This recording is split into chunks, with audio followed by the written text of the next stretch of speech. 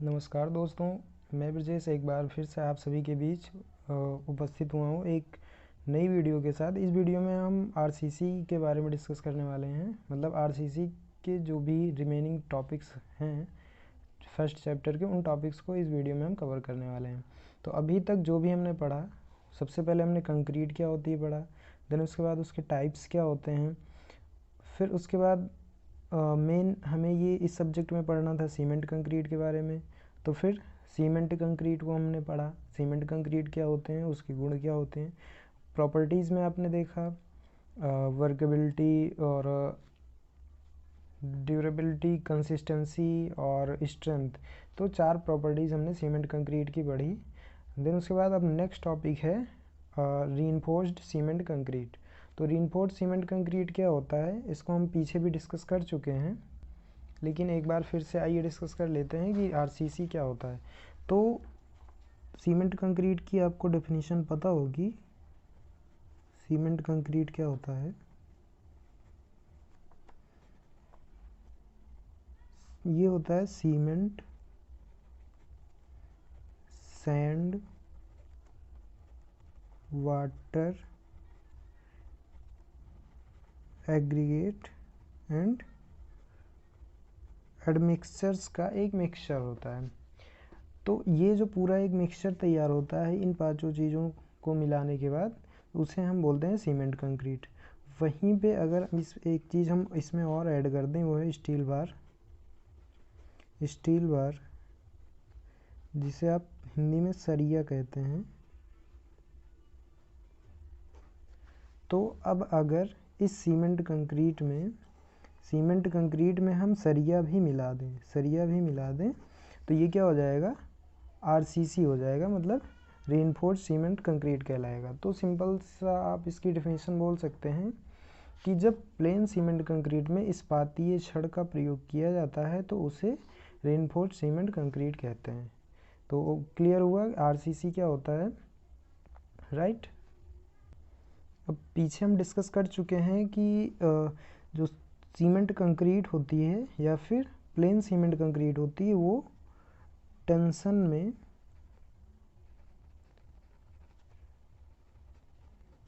में वीक होती है।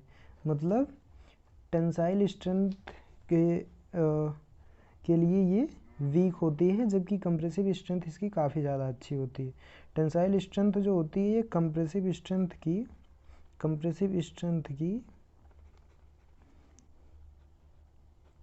1/10 होती है।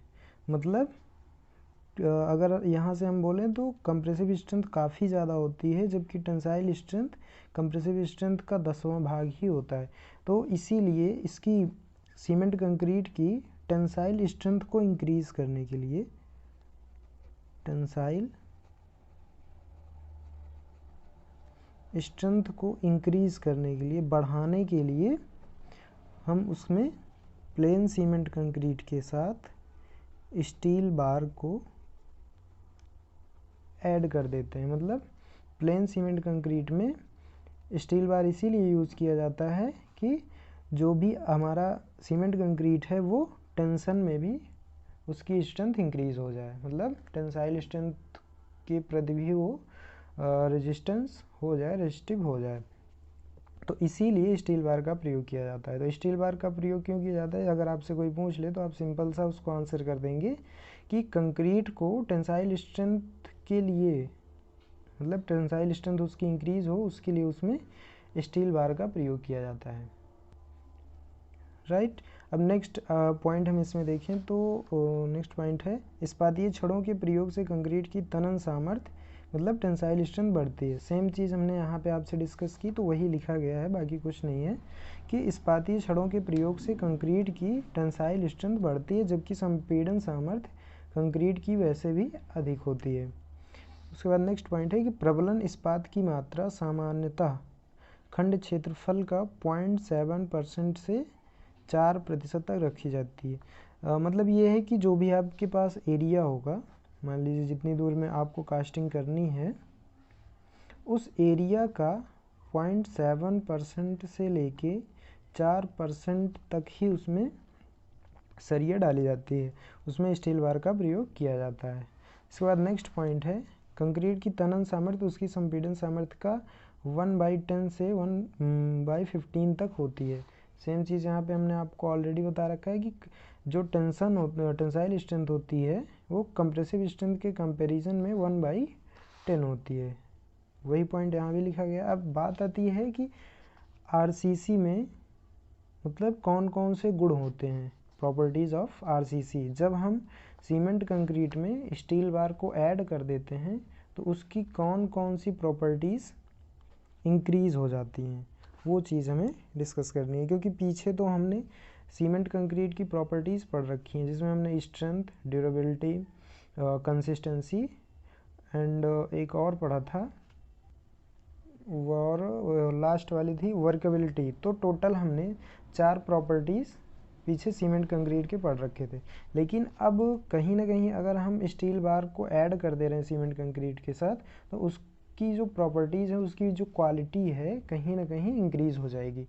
तो कौन कौन सी प्रॉपर्टीज़ होती हैं आरसीसी की, आइए 1 बाय 1 डिस्कस कर लेते हैं। तो इसमें क्या होना चाहिए कि जो आरसीसी होती है, सबसे पहले तो स्ट्रेंथ इसकी अच्छी होती है।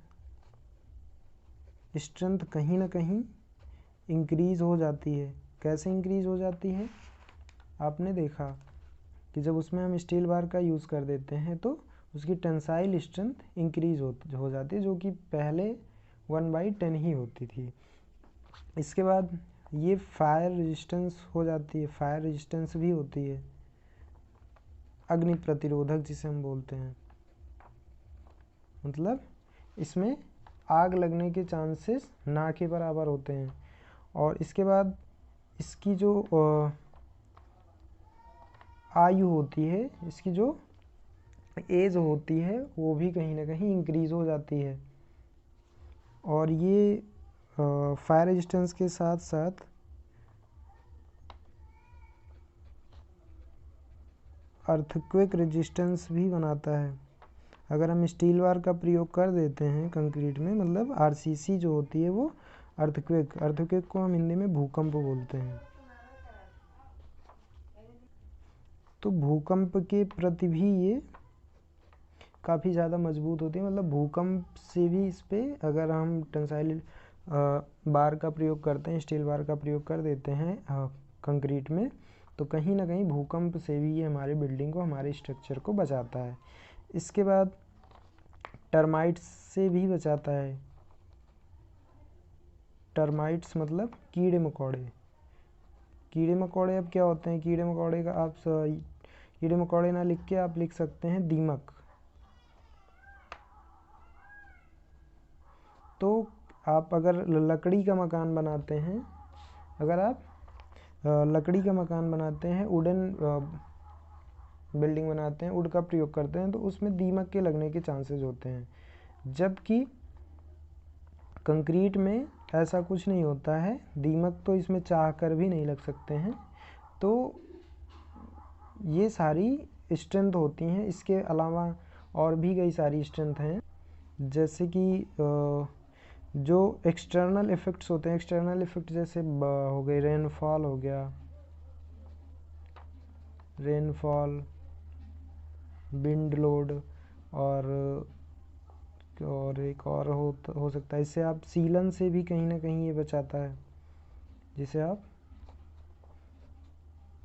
मॉइस्चर बोलते हैं, नमी।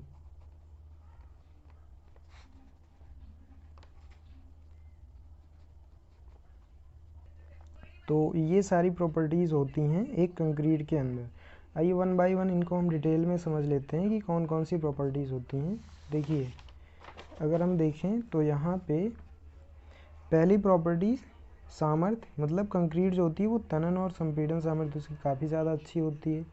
आप अपने अकॉर्डिंग इसकी ढलाई भी कर सकते हैं, जिस आकार में चाहें उस आकार में सरलता से इसे ढाल सकते हैं। उसके बाद नेक्स्ट है, ये फायर रेजिस्टेंस होती है, मतलब अग्नि के प्रति ये सहनीय होते हैं, अग्नि को सह सकती है। बाह्य प्रभाव जैसे वायुमंडलीय प्रभाव, जैसे धूप हो गई, वर्षा, कोहरा, ताप, ठंड, इन सब से भी ये कम प्रभावित होती है। इसके बाद हमने आपको एक पॉइंट बताया था कि मॉइस्चर से भी ये बचाता है, नमी से भी ये बचाती है। टर्माइट्स कीड़े मकोड़ों या दीमक से भी बचाती है, इस पर कीड़े मकोड़ों या दीमक का कोई असर नहीं होता है। इसकी जो आयु होती है वो लगभग 100 वर्ष तक मानी जाती है और ये भूकंप के झटकों से भी हमारी बिल्डिंग को, हमारे स्ट्रक्चर को कहीं ना कहीं बचाता है और ये भूकंपीय झटकों को आसानी से सह लेता है। तो ये आपकी मेन प्रॉपर्टीज़ थी आरसीसी की। पहला, आपको ये सारी चीज़ें याद रखना है, बाकी तो आप बना के भी लिख सकते हैं कि सामर्थ्य, इच्छित ढलाई, अग्निशा, बाह्य प्रभाव। बाह्य प्रभाव में क्या क्या, धूप, वर्षा, कोहरा, ताप, ठंड, ये सारी चीज़ें। उसके बाद सीलन, टर्माइट से भी बचाता है, एज इसकी लगभग 100 साल तक मानी जाती है। भूकंप, अर्थक्वेक रेजिस्टेंस होता है। इसके बाद नेक्स्ट टॉपिक है यूज़ ऑफ स्टील बार, मतलब स्टील बार का प्रयोग क्यों किया जाता है कंक्रीट में। तो आइए देख लेते हैं कि यूज़ ऑफ स्टील बार क्यों होता है, स्टील बार का प्रयोग हम कंक्रीट में क्यों करते हैं।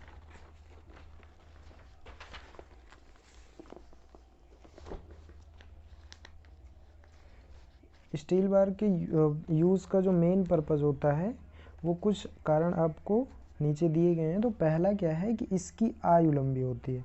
इस्पात की, स्टील की जो एज है वो काफ़ी ज़्यादा अधिक होती है, इसीलिए हम कंक्रीट में इसका प्रयोग करते हैं।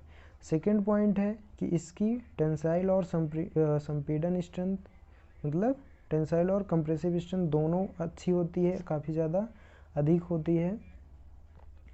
तो इसकी संपीड़न सामर्थ्य तो कंक्रीट की भी अच्छी होती है, लेकिन इसका यूज जो होता है वो मेन पर्पज़ होता है उसका टेंसाइल स्ट्रेंथ को इंक्रीज़ करने का, कंक्रीट की टेंसाइल स्ट्रेंथ को इंक्रीज़ करने का। क्योंकि स्टील बार जो होती है ये, इसकी टेंसाइल के साथ साथ कंप्रेसिव स्ट्रेंथ भी काफ़ी ज़्यादा अच्छी होती है। इसके बाद नेक्स्ट टॉपिक है, नेक्स्ट पॉइंट है कि कंक्रीट और इस्पात का प्रसार गुणांक लगभग बराबर होता है। अगर आप इसका जो कोफिशिएंट ऑफ एक्सपेंशन है कंक्रीट का भी देखेंगे तो 9.9 नियर अबाउट 10 है और इसका भी नियर अबाउट 12 है, तो लगभग 10 से 12 के बीच में दोनों के कोफिशिएंट ऑफ एक्सपेंशन है। तो इन्हें हम एक प्रकार से बोल सकते हैं कि लगभग बराबर ही हैं। तो यही बोला गया कि कंक्रीट और इस्पात का कोफिशिएंट ऑफ एक्सपेंशन मतलब प्रसार गुणांक लगभग बराबर होता है। और कितना होता है ये चीज़ आपको याद रखना है। एग्ज़ाम में अगर नहीं भी लिखेंगे तो चलेगा, लेकिन कॉम्पिटिटिव एग्ज़ाम के लिए ये काफ़ी ज़्यादा इम्पॉर्टेंट है। देखिए, ये आप यहाँ पे जो पढ़ाई करेंगे वो केवल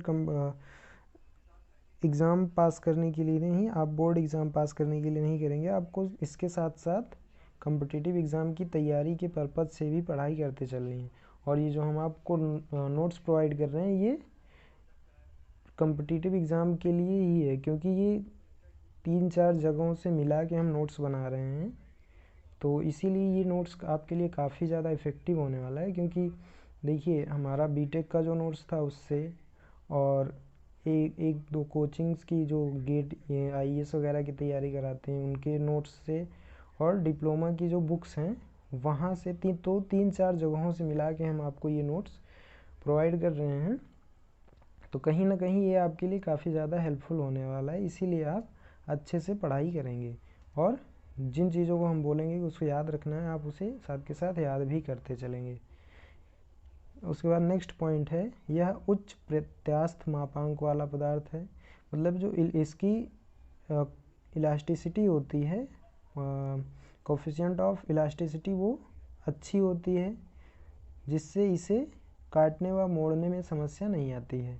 तो कहीं ना कहीं जो स्टील बार होता है वो उसमें इलास्टिसिटी की प्रॉपर्टी होती है, इसलिए आपने देखा होगा कि स्टील बार को हम जिस फॉर्म में चाहें, जिस शेप में चाहें उसमें मोड़ सकते हैं। तो इसीलिए इसका यूज़ भी किया जाता है, क्योंकि बिल्डिंग बनाते टाइम में कई प्रकार की डिज़ाइंस भी चाहिए होती हैं, तो इसीलिए हम स्टील बार का प्रयोग करते हैं। फिफ्थ है कि कंक्रीट के साथ इस्पात की बॉन्डिंग भी अच्छी होती है, और बॉन्डिंग के लिए हम इस्पात में ग्रिपिंग बनाते हैं। ग्रिपिंग की शेप अलग अलग होती है, अलग अलग कंपनी अपने हिसाब से प्रोडक्शन के टाइम पे उसमें ग्रिपिंग के लिए, मतलब बाइंडिंग के लिए, जिससे कि बाइंडिंग हो सके। अगर सरफेस खुरदुरी है, रफ़ है, तो बाइंडिंग हो जाएगी आसानी से कंक्रीट के साथ। वहीं पे अगर स्टील बार की जो सरफेस होती है, अपर लेयर होती है, अगर वो रफ़ नहीं है, चिकनी है, स्मूथ है, तो बाइंडिंग में थोड़ी बहुत समस्या आ जाएगी, थोड़ी बहुत क्या लगभग समस्या आ जाएगी और स्ट्रेंथ पे कहीं ना कहीं वो इफ़ेक्ट डालेगी। इसलिए हम इस्पात जो होती है, स्टील बार जो होती है, उसकी जो ऊपरी सतह देखी होगी आपने, वो खुरदुरी होती है, कहीं ना कहीं उसमें आपने लाइनिंग टाइप का देखा होगा। तो वो क्या होता है, वो बॉन्डिंग अच्छी करने के लिए बनाया जाता है। 6th पॉइंट है, इस्पात एक तन्य पदार्थ है। अब तन्य पदार्थ क्यों है, क्योंकि इसे हम जिस शेप में चाहे मोड़ सकते हैं, इसीलिए ये एक डक्टाइल मटेरियल है। 7th पॉइंट जो है, लास्ट पॉइंट, यह अन्य धातुओं की अपेक्षा सस्ता पड़ता है। जैसे आप अगर कोई और धातु लेते हैं, जैसे मान लीजिए एल्युमिनियम लेते हैं, तो एल्युमिनियम भी कहीं ना कहीं वो उसकी भी जो डक्टिलिटी है वो अच्छी होती है और उसकी जो क्या बोलते हैं इलास्टिसिटी भी अच्छी होती है, बट क्या होता है वो महंगा पड़ जाएगा, तो इसीलिए हम स्टील बार का प्रयोग करते हैं। इसके बाद नेक्स्ट टॉपिक है प्रबलन इस्पात के प्रकार, टाइप्स ऑफ रीइंफोर्समेंट बार। मतलब किस प्रकार के रीइंफोर्समेंट बार हम आरसीसी में यूज़ करते हैं। तो मेनली जो हम बार्स यूज़ करते हैं वो ज़्यादातर HYSD मतलब हाई यील्ड स्ट्रेंथ डिफॉर्म्ड बार का प्रयोग हम करते हैं, क्योंकि जो इसकी स्ट्रेंथ होती है वो काफ़ी ज़्यादा अच्छी होती है। वैसे तो जो ब्यूरो ऑफ इंडियन स्टैंडर्ड ने, BIS ने हमें 3 प्रकार की स्टील बार्स सुझाए हैं, लेकिन स्ट्रेंथ के लिए एक कंक्रीट हमारी एक अच्छी स्ट्रेंथ प्राप्त करे, उसके लिए हम ये HYSD हाई यील्ड स्ट्रेंथ का स्टील बार का प्रयोग करते हैं। और ये भी 2 क्वालिटी में पाई जाती है, एक होती है FE 415 और दूसरी FE 500। देखिए आपको FE 415 एंड FE 500 का मतलब नहीं पता होगा, इसको हम आपसे डिस्कस करने वाले हैं। तो सबसे पहले देख लेते हैं कि वो कौन कौन से टाइप हैं जो कि हम रीइंफोर्समेंट बार की तरह हम यूज़ करते हैं आरसीसी में। तो पहला है मृदु इस्पात, जिसे इंग्लिश में माइल्ड स्टील बोलते हैं। इसका जो ग्रेड होता है वो FE 250 होता है। ठीक, जैसे आपने कंक्रीट के ग्रेड पीछे पढ़े थे, वैसे ही स्टील बार के भी ग्रेड होते हैं। तो ये सिंपल सा जो आपको यहाँ पे FE 250, FE 250 एंड FE 250 यहाँ भी है। तो इसमें डिफरेंस क्या है, ये कोल्ड वर्क्ड होती है और ये हॉट रोल्ड होती है। और उसके बाद जो थर्ड होती है वो HYSD बार्स होती हैं, जो कि 2 टाइप्स की होती हैं, FE 415 एंड FE 500। देखिए यहाँ पे FE 250 एंड FE 415, FE 500, इनका मतलब क्या होता है। तो यहाँ पे FE का मतलब होता है फेरस, जो कि फेरस का मतलब आयरन से होता है। तो FE जो होती है वो आयरन को डिनोट करती है, और 250 जो होती है ये यील्ड स्ट्रेंथ होती है। जैसे वहाँ पे आपने M15, M20 में देखा था कि 15, 20, 25 ये सब होते थे कंप्रेसिव स्ट्रेंथ ऑफ कंक्रीट, वैसे यहाँ पे ये जो होती है ये यील्ड स्ट्रेंथ होती है, और इसकी भी जो यूनिट होती है वो न्यूटन पर mm² होती है। जैसे आपने देखा था कि M15 अगर थी तो M जो होती थी वो मिक्स डिनोट करती थी, और 15 का मतलब होता था कि characteristic compressive strength of concrete, और इसका जो मात्रक होता था वो न्यूटन पर mm² या फिर मेगा पास्कल होता था। तो वैसे ही सेम एज यहाँ भी है, FE 250 अगर है तो FE का मतलब हुआ फेरस से, फेरस, या फिर कहीं कहीं पे अब आपको आयरन के नाम से मिल जाएगा। और 250 जो होती है ये यील्ड स्ट्रेंथ होती है, यील्ड स्ट्रेंथ, और इसका भी जो मात्रक होता है वो न्यूटन पर mm² या फिर मेगा पास्कल होता है। तो क्लियर हुआ। वैसे ही अगर आपको FE 415 या FE 500 मिल जाता है, तो वहाँ भी FE जो होगा वो फेरस को डिनोट करेगा, और 415 और 500 ये डिनोट करेंगे यील्ड स्ट्रेंथ को। तो Fe 250 और Fe 415 Fe 500 का मतलब क्या होता है, आई होप आपको क्लियर हुआ होगा। उसके बाद अब देखिए, इसमें से हमने आपको बताया कि हम HYSD बार्स का ही यूज़ करते हैं, क्योंकि इसकी जो स्ट्रेंथ होती है आपने देखा कि काफ़ी ज़्यादा कम होती है। 250 है ये और ये 415, कहीं ना कहीं लगभग आधे का फ़र्क है। तो इसीलिए हम या तो Fe 415 का यूज़ करते हैं या फिर Fe 500 का यूज़ करते हैं। अगर आपने स्टील बार को कभी ध्यान से देखा हो तो उसके ऊपर जो सरिया होती है उसके ऊपर बीच में लिखा होता है उसकी साइज़ जो होती है, किसी में 16 मिलेगा, किसी में 12 मिलेगा, किसी में 20 मिलेगा। तो ये जो 20 mm 16 mm 12 mm होती है, ये सब होती है उसकी साइज़, मतलब डायमीटर। और उसी के जस्ट बाद आपको मिल जाएगा, किसी में 500 लिखा होता है, किसी में 415, तो वो जो होती है उसकी यही स्ट्रेंथ होती है। तो उसका मतलब अगर 500 लिखा है सरिया के ऊपर तो आप सिंपल से समझ जाएंगे कि वो Fe 415 वाली सरिया है, Fe 500 वाली सरिया है, जिसकी जो यील्ड स्ट्रेंथ है वो 500 न्यूटन प्रति mm स्क्वायर है। तो आपने अगर ना देखा हो तो जाके कहीं पे अगर आपके आसपास कोई कंस्ट्रक्शन वर्क हो रहा हो तो वहाँ पे सरिया के ऊपर जाके आप चेक कर सकते हैं, स्टील बार के ऊपर चेक कर सकते हैं, तो आपको वहाँ पे ईजिली मिल जाएगा। अब देखिए यहाँ पे अगर आप ग्राफ देखेंगे, ये जो ग्राफ है आपने सोम में पढ़ रखा होगा स्ट्रेस स्ट्रेन डायग्राम, अगर नहीं पढ़ रखा है तो नो इशू। तो देखिए ये जो ग्राफ होता है ये स्ट्रेस और स्ट्रेन के बीच बनता है, मतलब प्रतिबल और विकृति के बीच का ये आरेख होता है।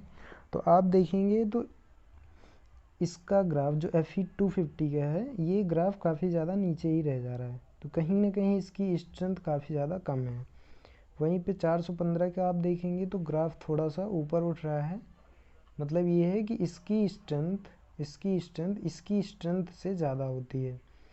इसमें देखेंगे तो ये स्ट्रेस इसका काफ़ी ज़्यादा अधिक है और स्ट्रेन काफ़ी ज़्यादा इसके कंपेयर में काफ़ी ज़्यादा कम है। तो स्ट्रेस कम है तो कहीं ना कहीं ये रेजिस्टिव है, स्ट्रेस ज़्यादा है तो कहीं ना कहीं ये रेजिस्टिव है। और रेजिस्टिव किसका होगा, टेंसाइल स्ट्रेंथ के प्रति। स्ट्रेस अगर अधिक है, स्ट्रेस की मात्रा अधिक है तो कहीं ना कहीं उसकी स्ट्रेंथ भी अच्छी होगी।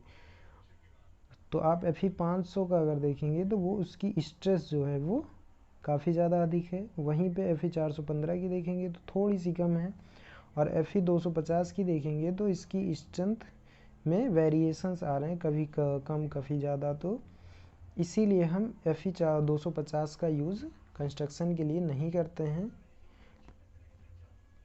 हम ज़्यादातर कंस्ट्रक्शन में या तो Fe 500 या तो Fe 415 का ही इस्तेमाल करते हैं।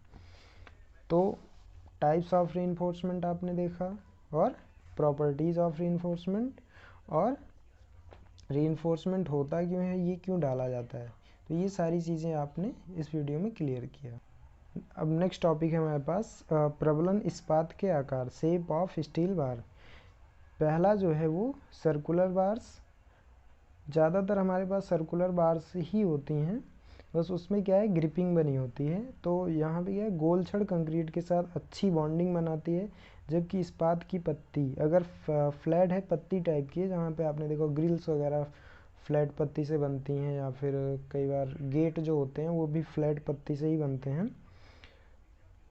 तो अगर पत्ती से का यूज़ करेंगे या फिर एंगल का यूज़ करेंगे तो उसकी बॉन्डिंग अच्छी नहीं होती है, जबकि जो गोलाकार छड़ होती है उसकी बॉन्डिंग काफ़ी ज़्यादा अच्छी होती है कंक्रीट के साथ।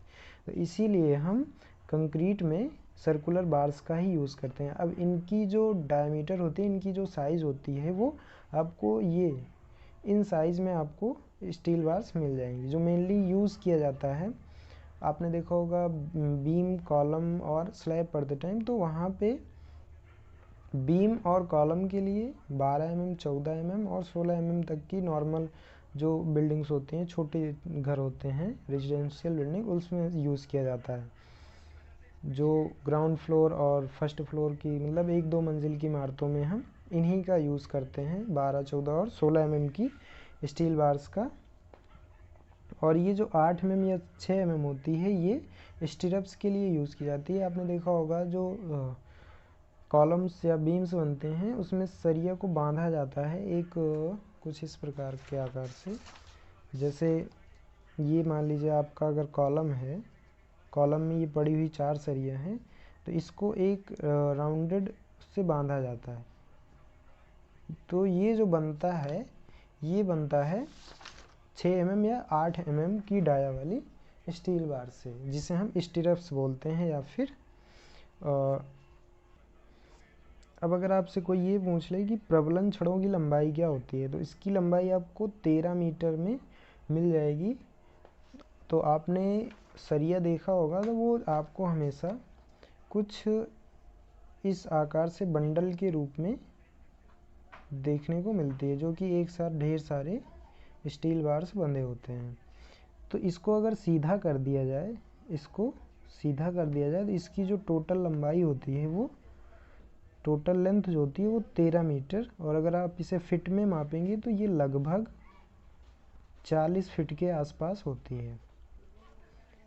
तो अब अगर आपसे कोई पूछ ले कि एक जो पूरी लेंथ होती है उसकी लंबाई कितनी होती है, तो आप बताएंगे कि 13 मीटर। अगर मीटर में बताते हैं तो 13 मीटर, और फिट में बताते हैं तो आप बताएंगे लगभग 40 फीट के आसपास होती है। ठीक, अब इसके बाद है, ये तो पहला हुआ कि सर्कुलर बार्स। सर्कुलर बार्स के अलावा जो दूसरा टाइप होता है हमारे पास, वो होती है विरूपित छड़ें, डिफॉर्म्ड बार्स जिसे बोलते हैं। ये देखने में आपको कुछ इस प्रकार से मिल जाएंगे। ये जो होता है ये ग्रिपिंग के पर्पज़ से होता है। तो छड़ को प्रबलित के कारण सरकने या फिसलने से बचाने के लिए, बॉन्डिंग बढ़ाने के लिए तथा छड़ की बाहरी सतह को खुरदुरा बनाया जाता है। हमने आपको पीछे ही बताया कि कंक्रीट के साथ जो स्टील बार्स होते हैं उनकी बॉन्डिंग अच्छी हो जाए, उसके लिए हम स्टील बार की सतह को रफ़ बनाते हैं, उसकी ग्रिपिंग को अच्छी बनाने के लिए। यहाँ भी वही बोला गया कि जो आपकी स्टील बार्स होती है वो सरके ना या फिसले ना, उससे बचाने के लिए, और बॉन्डिंग को अच्छी करने के लिए हम छड़ की जो अपर लेयर होती है, बाहरी सरफेस होती है, उसको खुरदुरा बनाते हैं, जिसके लिए छड़ की परिध पर लहरियाँ या प्रोजेक्शन, दांते या गड्ढे डाल दिए जाते हैं। ये आपको दिख रहा होगा, इसी की बात हो रही। ऐसी छड़ों को हम विरूपित छड़ कहते हैं। इसके प्रयोग से 40% प्रबलन इस्पात की बचत होती है। तो अगर इसकी स्ट्रेंथ अच्छी होगी तो कहीं ना कहीं हमें कम अमाउंट में स्टील बार यूज़ करना पड़ेगा। हम कम अमाउंट में भी अगर स्टील बार का यूज़ करते हैं तो स्ट्रेंथ हमें अच्छी मिलेगी। वही बोला गया कि इसके प्रयोग से, इस टाइप के बार के प्रयोग से 40% तक की स्टील बार्स की बचत होती है। उसके बाद नेक्स्ट है ऐंठी हुई छड़ें या ट्विस्टेड बार्स।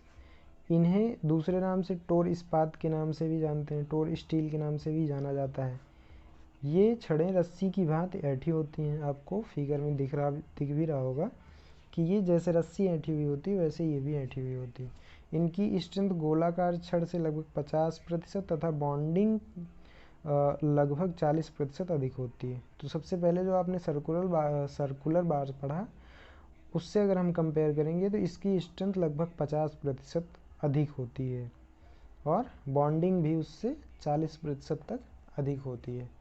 इसके बाद नेक्स्ट टॉपिक है, नेक्स्ट पॉइंट है कि इसके प्रयोग से 33 से 40% तक प्रबलन इस्पात की बचत भी की जा सकती है। और क्यों की जा सकती है? क्योंकि इसकी स्ट्रेंथ भी लगभग 50% अधिक होती है। तो अगर 50% तक स्ट्रेंथ हमें ज़्यादा मिल रही है, तो अगर हम कम अमाउंट में भी स्टील बार का प्रयोग करेंगे तो भी कोई प्रॉब्लम नहीं होगी। ट्विस्टेड बार को HYST बार भी कहते हैं। और अब क्या है, अब नॉर्मल वर्क के लिए हम TMT बार्स का यूज़ कर रहे हैं। आपको सरिया के ऊपर TMT बार्स भी लिखा मिल जाएगा, TMT FE 415 या फिर FE 500, और साथ के साथ उसकी साइज। तो 3 चीज़ें आपको स्टील बार के ऊपर, जो आप सरिया देखेंगे उसके ऊपर आपको लिखा हुआ, छपा हुआ मिल जाएगा। आप इन चीज़ों को जाके वहाँ पे क्लियर कर सकते हैं। किसी भी कंस्ट्रक्शन साइट पे जाके देख सकते हैं, किसी का भी घर बन रहा हो तो वहाँ पे आप इसे जाके क्लियर कर सकते हैं। लास्ट है CRS छड़ें। CRS छड़ें को हम इंग्लिश में बोलते हैं कोरोजन रेजिस्टेंस स्टील बार्स। ये क्या होती हैं? इसमें इन छड़ों का प्रयोग करके हम अपने स्ट्रक्चर को जंग रोधक बना सकते हैं, क्योंकि ये कोरोजन रेजिस्टिव होती हैं। इन छड़ों में जंग लगने के चांसेस काफ़ी ज़्यादा कम होते हैं, जिसके लिए आपने अगर मैन्युफैक्चरिंग प्रोसेस पर रखा है तो वहाँ पे आपने पढ़ा होगा कि इसमें किसी भी स्टील को, किसी भी आयरन को हम अगर कोरोजन रेजिस्टिव बना रहे हैं, मतलब जंगरोधक बना रहे हैं, तो उसके लिए हमें 1.5 से 2.5% तक उसमें क्रोमियम ऐड करना पड़ता है। तो अगर हमें किसी भी आयरन को, किसी भी स्टील को जंगरोधक बनाना है तो उसके लिए हम 1.5 से 2.5% तक उसमें, कहीं कहीं पे आपको मिल जाएगा 11.5% तक। तो इसका मतलब ये होता है कि वो जो होती है वो काफ़ी ज़्यादा कोरोजन रेजिस्टिव होती है। अगर जितना ज़्यादा हम क्रोमियम का अमाउंट इंक्रीज़ करेंगे, उतनी ही ज़्यादा हमारी स्टील बार जो होगी या फिर कोई भी स्टील कंपोनेंट होगा वो कोरोजन के प्रति उतने ही ज़्यादा बढ़िया से रेजिस्टिव होगा, जंग लगने के चांसेस उतने ही ज़्यादा कम होंगे।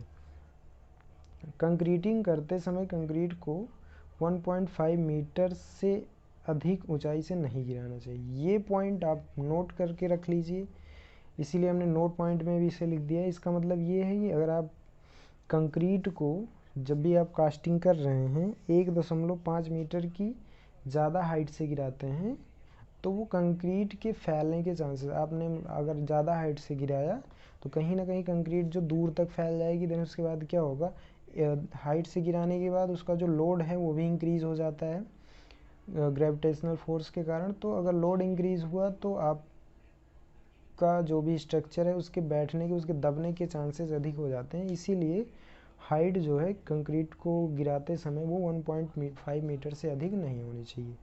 नेक्स्ट पॉइंट है design methods, sorry next topic है methods of design of RCC members. अब यहाँ से आपको अच्छे से पढ़ाई करनी है, क्योंकि अब हम LSM, WSM और ULM मतलब अल्टीमेट लोड मेथड पढ़ने वाले हैं। तो इसीलिए, और ये हम नेक्स्ट वीडियो से स्टार्ट करेंगे, नेक्स्ट लेक्चर में स्टार्ट करेंगे। तो आप नेक्स्ट लेक्चर के लिए काफ़ी अच्छे से तैयार होकर कंसंट्रेशन के साथ लेक्चर को देखिएगा, क्योंकि अब हमारा लेक्चर काफ़ी ज़्यादा इम्पॉर्टेंट होने वाला है। अभी तक जो भी था वो थ्योरेटिकल पोर्शन था, अब हम डिज़ाइन मेथड्स पढ़ेंगे और उसके बाद न्यूमेरिकल भी सॉल्व करेंगे। तो आज के लिए बस इतना ही, मिलते हैं नेक्स्ट वीडियो में, तब तक के लिए जय हिंद, जय भारत।